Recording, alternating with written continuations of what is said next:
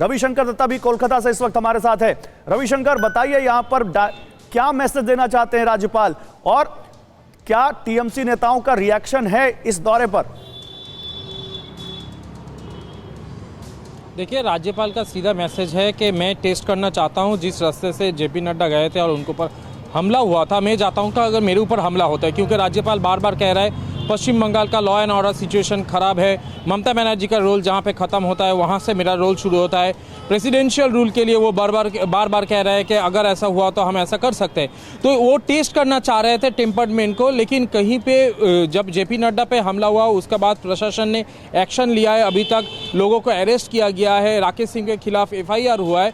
तो अभी जो स्थिति यहाँ पे बना हुआ है शांतिपूर्ण है। जैसे कि विपिन कह रहा था, वहाँ से जब काफिला जा रहे थे तो पुलिस बहुत, वहाँ पे कोलकाता पुलिस, जिला पुलिस जो थे, डिस्ट्रिक्ट का जो पुलिस है वो वहाँ पे खड़े थे। अभी तक कुछ हुआ नहीं है, लेकिन वही रास्ते से जाके फिर से जो लोग ये काम किए थे उनको चैलेंज करना, टीएमसी पार्टी को बाकायदा चैलेंज करना कि आओ कुछ करके दिखाओ, ये सबसे बड़ी बात थी। और राज्यपाल ये भी देखना चाह रहे थे कि टीएमसी के नेता राज्यपाल को सीधे कटघरे में खड़ा कर देते हैं, कई बार हमारे साथ बात करते हुए खड़ा कर देते हैं, और कई बार तो बहुत ज्यादा वो एक्सट्रीम लाइन पार कर जाते हैं। तो क्या अभी इनका रिएक्शन है?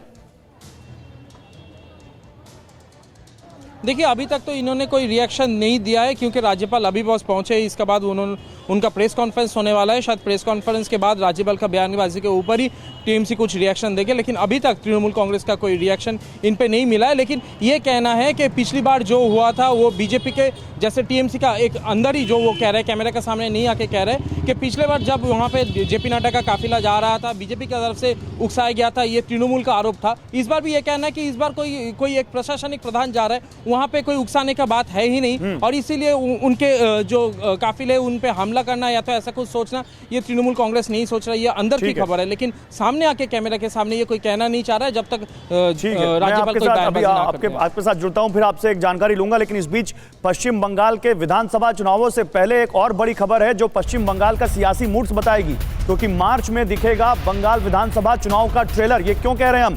कोलकाता नगर निगम चुनाव का ऐलान हो गया है। ममता सरकार ने चुनाव आयोग को नोटिफिकेशन भेज दिया है, और मार्च में, देखिए, जून जुलाई तक पश्चिम बंगाल में इलेक्शंस हो सकते हैं विधानसभा के, उससे पहले मार्च में कोलकाता नगर निगम चुनाव के लिए कहा गया है। और यह बताएगा कि ग्राउंड पर क्या मूड है पश्चिम बंगाल के कार्यकर्ताओं का। रविशंकर, इस बारे में बताइए, क्या जानकारी है?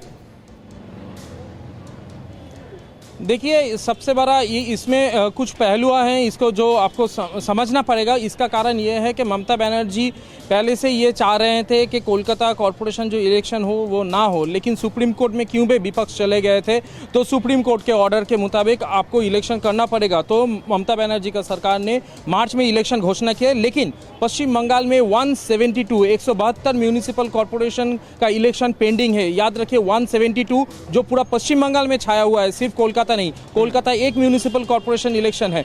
कोलकाता म्यूनिसिपल कॉरपोरेशन इलेक्शन जो है सिर्फ अगर वो होता है जिसका डिस्क्रिप्शन दिया है राज्य सरकार ने इलेक्शन कमीशन को, अगर सिर्फ वो होते तो एडवांटेज ममता बनर्जी है, क्योंकि कोलकाता कॉरपोरेशन इलेक्शन में ममता बनर्जी जीत सकती है, उसका जीत पक्की है। लेकिन अगर पूरा 172 म्यूनिसिपल इलेक्शन अगर वहाँ पे हुए तो ममता बनर्जी का सीट कहीं पे हिलता दिखाई दे रहा है, क्योंकि गांव में जो है, डिस्ट्रिक्ट में जो है, ममता बनर्जी नॉर्थ बंगाल जहां से है, ममता बनर्जी कल खुद कह रहे थे कि नॉर्थ बंगाल से हमें एक भी सीट नहीं मिला था लोकसभा में। तो वहां पे जैसे सिलीगुड़ी है, वहां का लेफ्ट का दबदबा है। तो ये जो 172 सीट्स है, इसमें अगर इलेक्शन होते हैं तो बीजेपी का एडवांटेज है। तो इसको जायजा लेने के लिए ममता बनर्जी फील्ड वर्क कर रही थी। फिक्र आपकी, सोमवार से शुक्रवार रात 9 बजे सिर्फ TV9 भारतवर्ष पर।